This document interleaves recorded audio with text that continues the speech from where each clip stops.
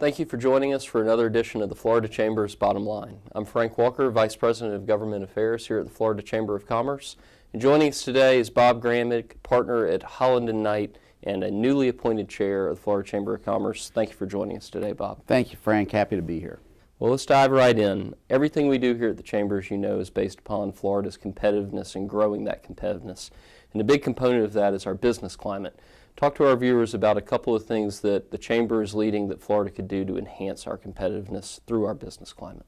One thing that is really a potential huge impediment to the improvement of the Florida economy or even sustaining what we have now is the legal climate in Florida. And in fact, many of our problems stem from this issue.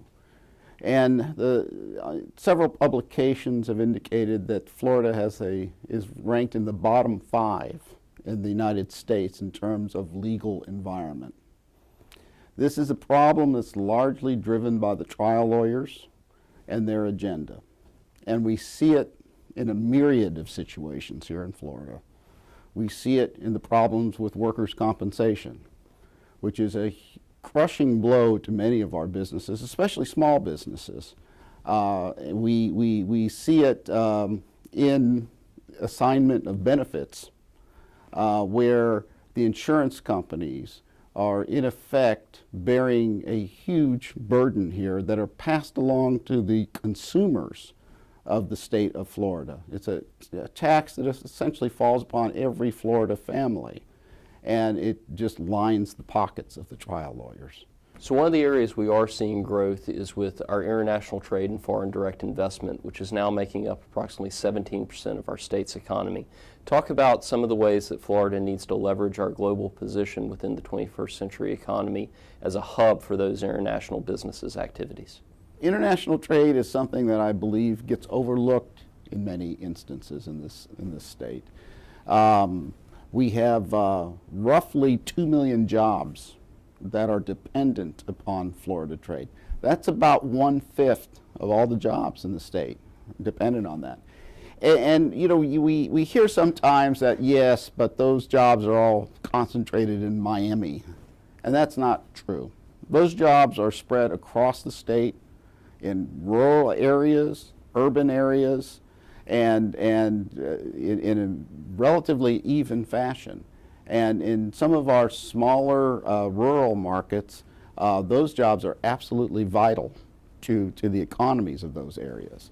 And so from the perspective of business going forward, given our proximity to Latin America, given our proximity to the Panama Canal, our ports are the closest ports in the United States to the Panama Canal, so even Asian markets are impacted by this. It's vital for us in Florida to keep focused on the international trade, and in fact, the Florida Chamber has been aggressively involved in driving international trade.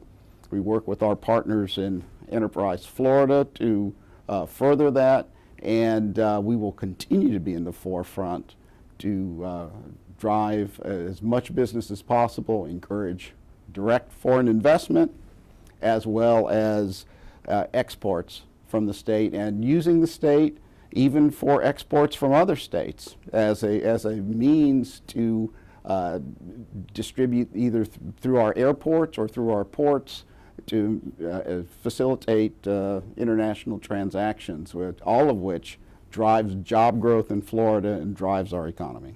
What message would you have to the business community as a whole, at large, as we try and secure Florida's future? The business community needs to focus on the long term.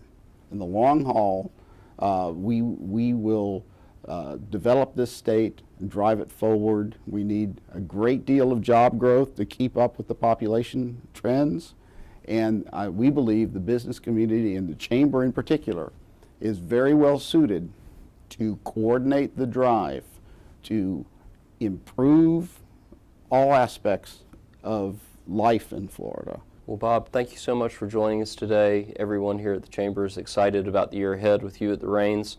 And to our viewers, thank you for joining us for another edition of the Florida Chamber's Bottom Line.